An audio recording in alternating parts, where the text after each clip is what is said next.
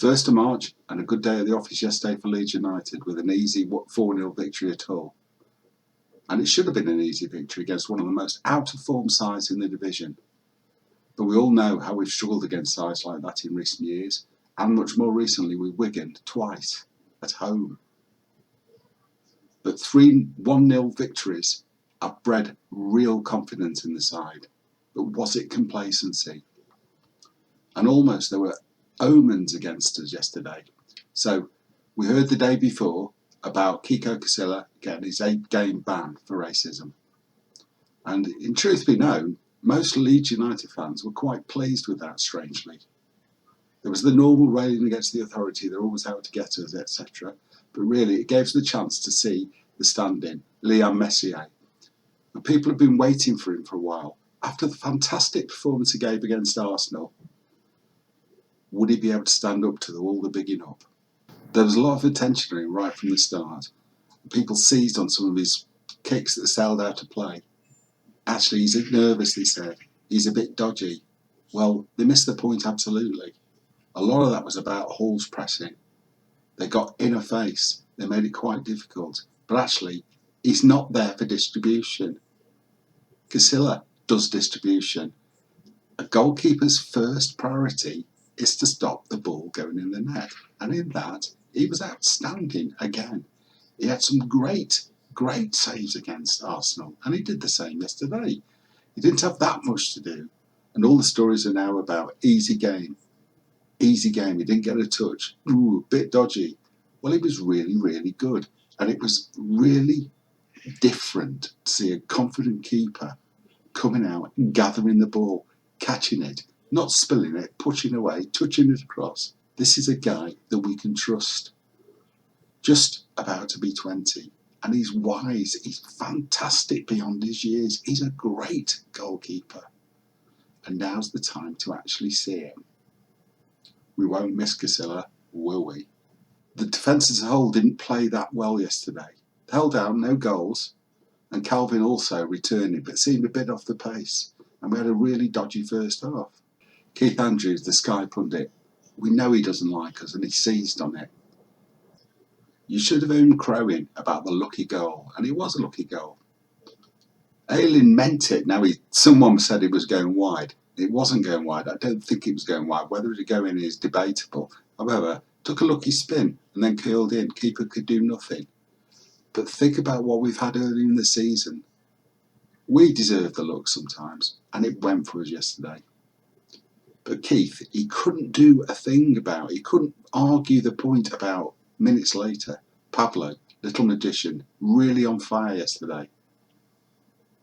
Cut in, eyed it up, struck it against the bar. Fantastic, it should have been in. After scoring the goal and getting ahead, fantastic, all the fans up again. Thought it was going to be one of those days. It wasn't the end, but thought it was going to be one of those days. But somehow, Hull just got at us, and there was nothing we could do about it. But stuck through it, got to half-time well, 1-0 and in command. They looked like they were going to do some, stuff to us in the second half. But we managed to get around that. We didn't allow them to. They were confident, sure, but when Bielsa got him into the dressing room at half-time, he must have said something. Now, whether he can speak English or not, he said something. It made a real difference. Second half, streets ahead. Gala performance. We were all over them. Actually, could have scored loads of times. Never mind Pablo's first half. We're about the second half. So you got Harrison and Costa firing in all over the place. Their keeper had a really good game. They hit the post later on with the guy that came on. And he gave Cooper a hard 5 minutes there. But actually, we weathered it easily. Bamford never looked like scoring really. But actually, thinking about it, that's not really his game these days. He's a target man. He brings the others in. And while they're scoring, and they are at the minute, actually, does it really matter? We need to watch, not shooting his confidence to bits. He really makes us up front. He gave them, Hull, a real hard time yesterday. He did quite a bit of messing about like he did against Villa. So there's a bit of dodgy arms out. So saying, what did I do, ref? What, me? But he knew what he was doing. But actually it worked. They were all over him, trying to press him. And it brought the other players in. Then masterstroke. As Bamford was tiring, in came Roberts. And this guy, the one that we've had there all along, could actually be the 20-goal striker we want. He looked really, really sharp. The way he moved ahead of Click and got the striking for his first. That's a striker's eagerness. That's something that Bamford hasn't got. And we shouldn't expect it of him. He can't be all things to all men. And then afterwards, cross coming in. And there was Robert. Fantastic header back against goal. Sort of thing we haven't done for quite some time. This was a striker in form. Of course, don't know how we're going to fit him in now. And it might be he plays the Nketiah role, coming on second half or late on as Bamford wears them out and tires himself and puts the finishing touch. But yesterday we had Illan pushing forward and striking, Costa and Harrison, and Pablo really on his game. These guys will get us the goal. Bring on the guy at the end, Roberts, to finish things off. He can do the business, and he did yesterday.